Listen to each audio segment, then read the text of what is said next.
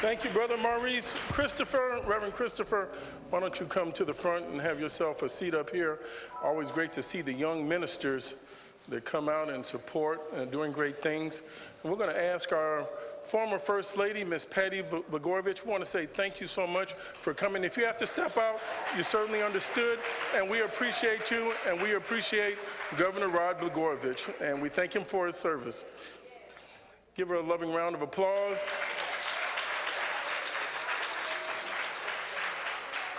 And I want to say thank you to my mother, Mrs. Jacqueline Jackson, is here today. We hear of all of these great trips and things that my father, the Reverend Jesse Jackson, has done, but she is truly the wind beneath his wings and has been there every step of the way.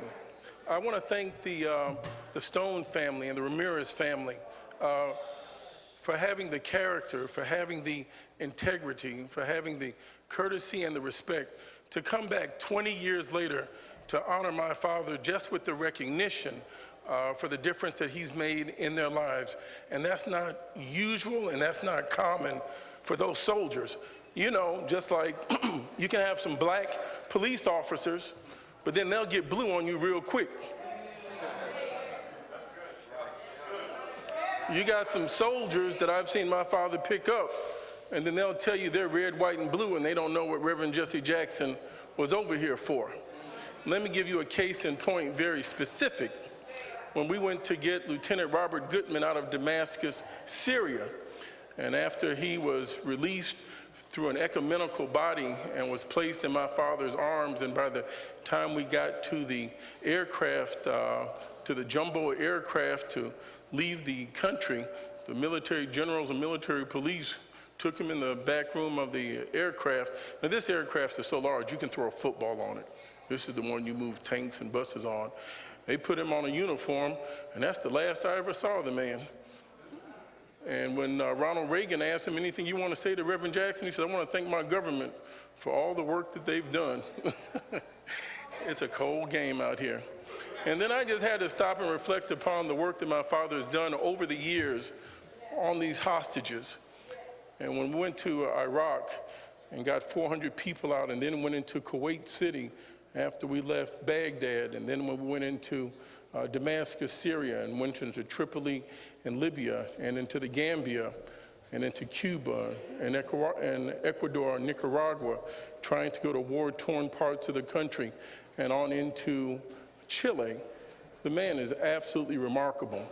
And how can we live, ladies and gentlemen, brothers and sisters, on this day where all of the branches of the military aren't here recognizing the work of a civilian? I want to make that very clear. Without a gun, without an aircraft plane, through the contributions and donations from all of you, you have freed him up so that he could travel to do the Lord's work. That is how these men came home, off of faith and, trust me, a wing and a prayer. And we thank God for you.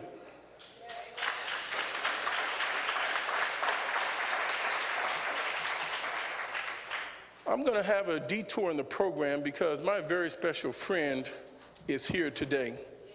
And it was 20 years ago that my father went to Kosovo to meet with Slobodan Milosevic.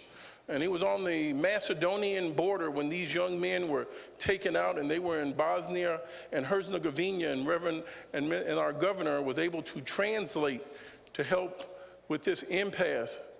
And it was remarkable. I was in Los Angeles at that time interviewing for a job. My wife was pregnant. It was 1999. And I turned on the news, and there's Dad freeing some other people. Remarkable. And my heart just swelled. And then I got upset and angry because that was one of the largest military bombing raids in American history that night while my father was on the ground. Oh, presidents can turn on you too if they think you're going to do some good.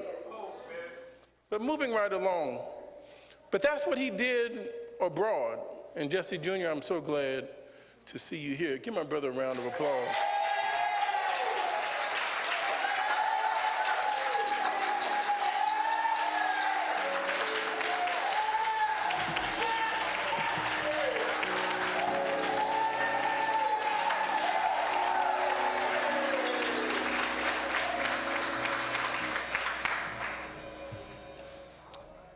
I'm going to get to the speaker I have today. Boy, oh boy, but when I think of Aaron Schott in Peoria stealing government money, and I think of my brother with a misappropriation and they give him the full gauntlet of the law. When I think of Charlie Rose and I think of Sean, what's that guy's name that was on Fox? Hannity. Is that his name? Sean Hannity. And I think of all these millions and Matt Lauer and all these people. How is the face of Me Too placed upon Mr. Bill Cosby? And he's the only one in jail.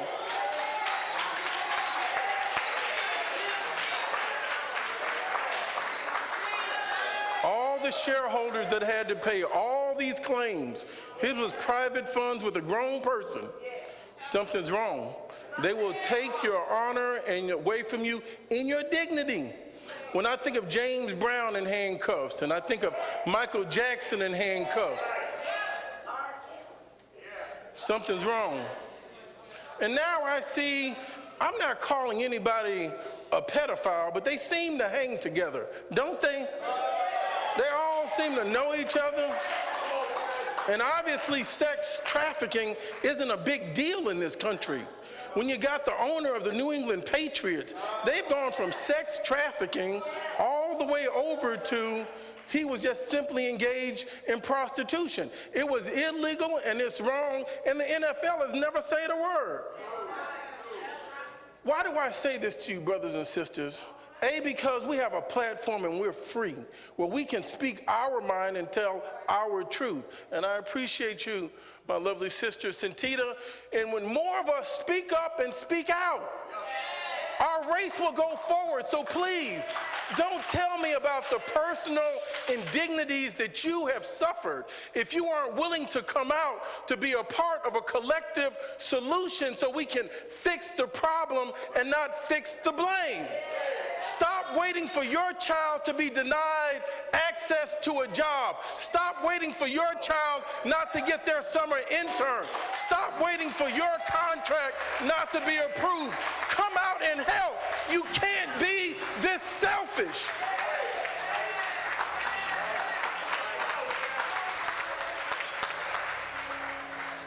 I mean, when you see the two faces of justice and injustice, you got a pedophile, ringleader, with his own plane and island and all the accoutrement and toys and those presidents, past and former, and those big-time lawyers that work at Harvard. He gets 13 months, and Governor Rod Blagojevich, without taking a dime, gets 14 years. Something's wrong.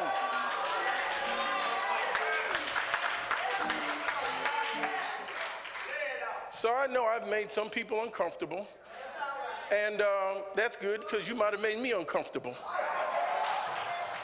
And we are going to comfort the disturbed and disturb the comfortable because there's something wrong.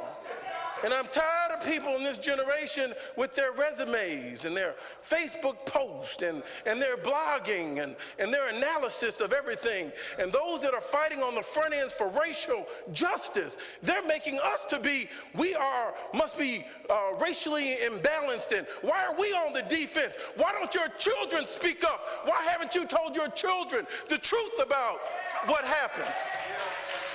And you wonder why depression and suicide is rising in our community, unlike ever before in our history. We've been here for 400 years and have suffered, and we've never lost faith. We got to turn back towards God. But on this day, not only was my father fighting for victory abroad, he was fighting for victory at home. After he left Bosnia, Kosovo, and Herzegovina, and all these other places, like Reverend Meeks said, he had to take his attention, back home to a little town about 2.5 hours from here in Decatur, Illinois. What did they say happened? They said there were 6 boys that got into a fight, and they were gang members and gang banging, and these were the most notorious and lecherous children on planet Earth. They had them on Fox News for better than a month, showing a 6-second fight, 6 young African-American boys. Now, I must tell you, After the Reverend came back, I'm like, Dad, do we really have to go to Decatur? You can take the train, Amtrak, to Springfield. Decatur doesn't even get the Amtrak. It's the headquarters for agricultural sciences and Archer Daniels Midland. It's a sleepy little town that helps feed the entire world. And there were some young men there, just young men, and got into a fight. No weapons, no one hospitalized, and these young men got kicked out of school, which is against the law. They were offered no alternative education. Thanks God for Reverend Keith. He came up and says, I need you in Decatur. Reverend Jackson responded with Reverend Meeks. We went down there, and lo and behold, 20 years later, I'm in Decatur. And I'm in this building, and it seems eerily, strangely familiar. And then I had to realize the last time I was in that building was 20 years ago. And Governor George Ryan had to come in, and my father was there. And we were talking about 6 black boys that had been in a fight. Was it 6 or 7, Courtney? It was 7 black boys that had been in a fight.